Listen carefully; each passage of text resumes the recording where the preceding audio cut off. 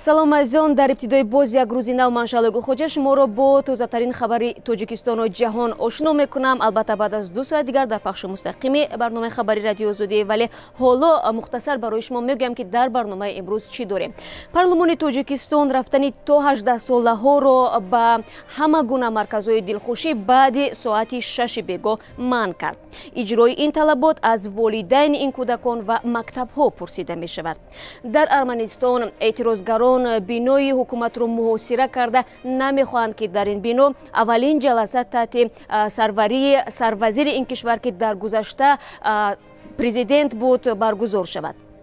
Шӯрои уламои исломии Тоҷикистон ба баҳси муллои овозхони тоҷик дахолат кард.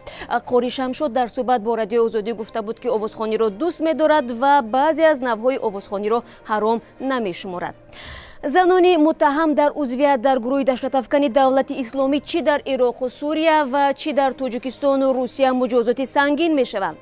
Агар ҷонварон забон медоштанд, баста шудани ягона клиникаи бойторӣ дар Душанбе нигарониҳоро ба бор овардааст ва мутахассисон мегӯянд ин вазъият метавонад вазъи беҳдоштии ҷонварони хонагиро бадтар кунад.